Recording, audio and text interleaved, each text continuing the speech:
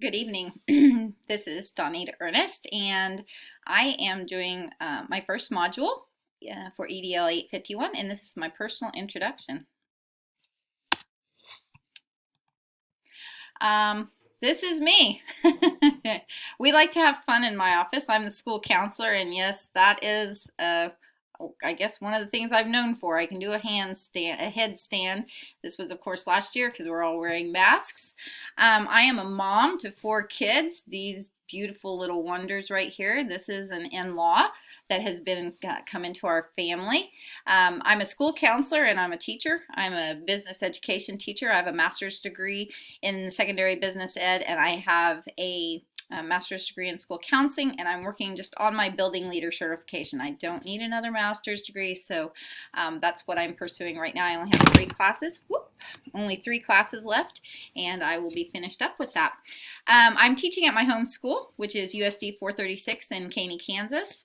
My hobbies include working out. Yes, I love working out. I lead Bible studies. I work with my youth group at church, and I also lead women's Bible studies throughout the year.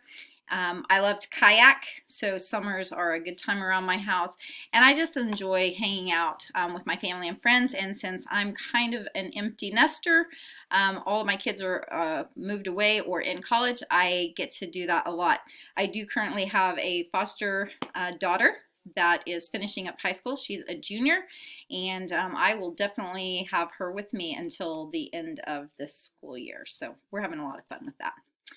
I am a blue-white on the color code, which means relationships are important to me, and just a general sense of well-being or peace is important to me. I am pretty much half and half. That's what we use here. You can I don't think you can see it on my badge. Yeah, you can see it right here. We use the color code here at CVHS, and all the students do it, all of our teachers do it, and it's hanging on my door. And I just have a little sliver of red, but I can use it when I need it, which is my power personality, and then a little sliver of yellow, but I like to think I'm a little more fun than that. I am an oldest child. I'm a Capricorn. I was born in January, so we know what those tendencies tend to be. I'm an overachiever, and I like order, I like structure, I like rules, make me feel safe, and I am an Enneagram #1 if you study the Enneagram, which just simply means that I'm what they can consider a reformer. Like, I like to make things happen, get out there and make things happen. So not sure what's going on there. So we had to read 4 articles, and our charge was strategies for developing a collaborative professional culture designed to support improvement, retention, learning, and well-being. And I just briefly stated there, this includes staff and students, cultivating those staff relationships, what makes students work, what works for us, and then also mindfulness and well-being, which is right up my alley with being a school counselor. So on improvement, in the article that we read, it talked about professional development, the administrative evaluation, peer evaluations, and self-evaluation. I added myself because I think it's important for us to know what it is that we're doing well. I, again, describe my personality, and if I'm doing something wrong, I want to know. If I'm doing something right, I want to know. And so it's really important that teacher evaluation be looked at. And one of the things that I do see in many districts is we say we're observing teachers, but and we even know that we have some teachers that are not measuring up to what our standard is, but we're not doing anything about it. So I was really looking forward to this class and learning and seeing what I can learn in that regard.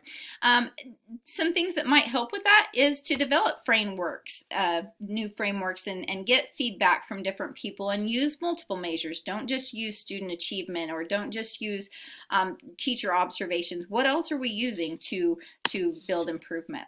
And of course, teacher retention is always important. We need to look at these little things. Ask what staff wants. What do they need? What do they want? What can we do? One of the things I did for Christmas was I had my staff write if they could have one thing right now, what would they want? And some of them were little things like, I just want some new pens, or I want new Sharpies, or I want a new computer. And literally I went and filled as many of those as I could.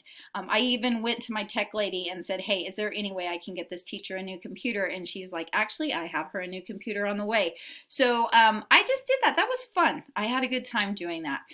Celebrating shares, losses, and recognize people for achievements. We just had a teacher today that lost her whole house, burned smack to the ground in a fire.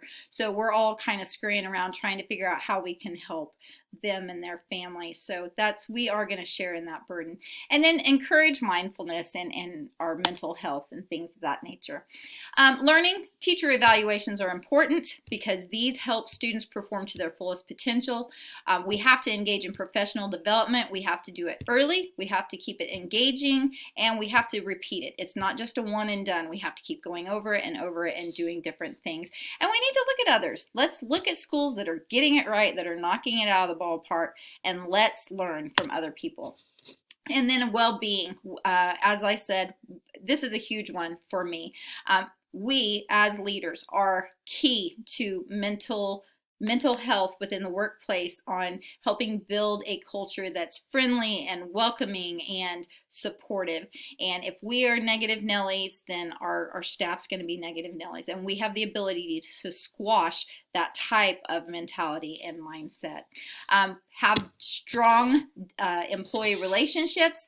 These help to drive engagement, and they unify our staff. Our staff really truly is a family, and so we love that about my district here. And then involving and empowering employees. Let them have a voice. Let them talk. Share what they want to share. Even if they don't get what they want, they still get the opportunity to at least voice it and say, this is what I would like to see happen. So my standard correlation, 7.2, Module 1 provided me with the opportunity to view different articles designed to promote school improvement, teacher retention, and the success and well-being of each student and adult in the school. One article in particular provided a plethora of information with ideas that I could implement right now in my school, and this excites me. That really excites me, the one that with the 10 different items that we could implement. Counselors such as myself have traditionally taken it up on themselves to care for not only their students but their teachers as well. I don't know why we do this. It's not really our job, but we do take it on ourselves. I am always looking for ways to help create a homey culture in our building, as I know this is something that creates a welcoming environment.